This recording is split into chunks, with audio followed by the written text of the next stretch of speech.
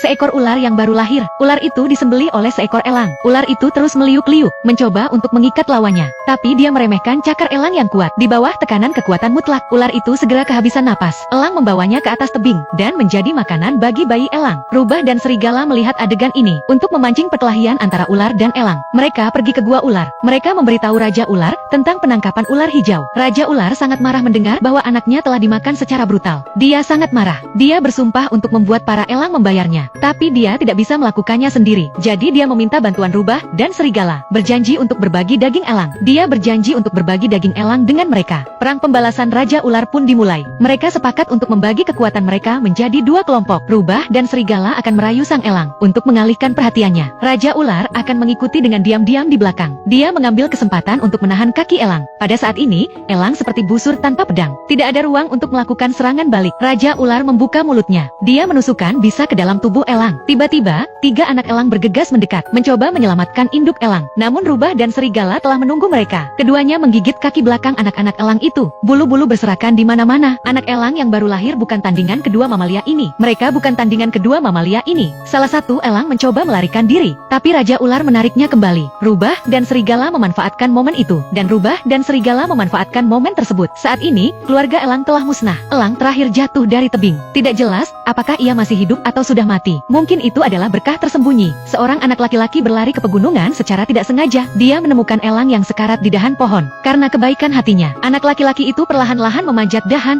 dan menggendong elang itu. Dan kemudian dia menuju rumah. Itu adalah sebuah pondok di dalam hutan. Anak laki-laki dan elang itu memiliki nasib yang sama. Mereka sekarang sama-sama yatim piatu. Untuk mencegah elang itu kelaparan, anak laki-laki itu mengambil kue dan memberinya makan. Tapi untuk elang, mereka sangat waspada terhadap orang asing. Mereka tidak makan makanan dari orang asing. Dia melebarkan sayapnya untuk menunjukkan kepada anak itu, untuk menjauhkannya dari dia. Anak laki-laki itu tidak punya pilihan selain meletakkan pai di atas meja, dan pergi tidur dengan cahaya lilin. Dan begitulah malam itu berlangsung. Keesokan harinya, anak laki-laki itu pergi ke sungai, dan mengambil baskom berisi air, dan membawanya ke elang. Elang mengira anak itu akan menyakitinya. Jadi dia menggigit lengannya. Darah mengalir keluar. Dia harus memberinya makan dengan lengan yang lain. Sekarang, elang muda benar-benar lengah dan datang untuk bergantung padanya. Seiring berjalannya waktu, mereka berdua terbiasa dengan perasaan berada di sisi satu sama lain. Elang membawa anak itu ke tebing dan memberi isyarat padanya untuk duduk di sayapnya. Dan saat berikutnya, mereka berada 100 meter di udara, menghadap ke seluruh lembah. Mereka terbang di atas air terjun, melalui sawah, dan akhirnya mendarat di sebuah gua di tebing. Ini digunakan untuk menjadi rumah elang. Tapi sekarang ini adalah tempat yang sunyi. Rubah dan serigala memakan keluarga elang. Setelah memakan keluarga elang,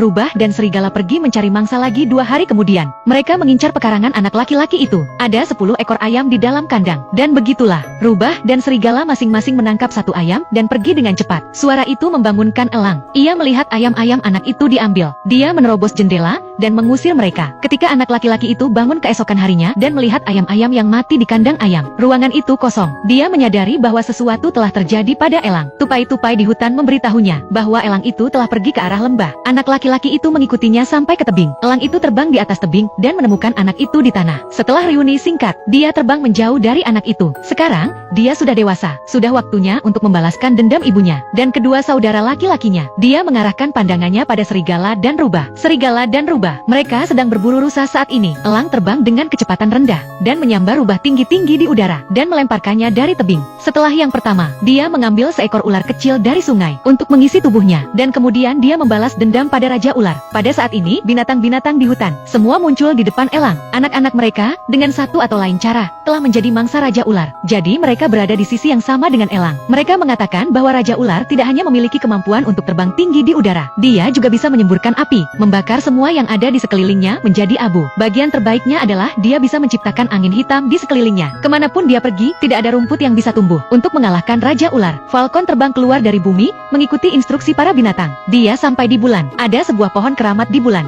Jika kau memakan buah dari pohon ini, kamu akan memiliki kekuatan tak terbatas. Kelinci Giok setelah mendengarkan pengalaman elang, memetik sebuah buah dan memberikannya kepadanya. Elang berterima kasih dan pergi dengan tergesa-gesa. Dia menuju ke arah matahari. Ada seekor harimau yang hidup di bawah sinar matahari. Dia memiliki mutiara api di mulutnya. Elang mencurinya saat dia tidur. Sekarang dia tidak lagi takut pada api Raja Ular. Saat dia kembali ke bumi, elang itu terbang ke gua ular dan menggigit Raja Ular. Tujuannya adalah untuk memancingnya keluar dari gua. Raja Ular mengikuti elang itu dan terbang ke langit bersamanya. Dia terus menembakkan api ke arahnya. Tapi elang memiliki mutiara api di tangannya. Dia tidak akan terluka sama sekali. Sekarang Falcon telah mewariskan mewarisi kekuatan matahari. Ia berubah menjadi bola api dan melesat ke arah Raja Ular dan mencengkeram kepalanya dengan cakarnya. Setelah bergetar hebat, Raja Ular dikalahkan dan mati di tempat, dan elang itu kembali ke anak itu.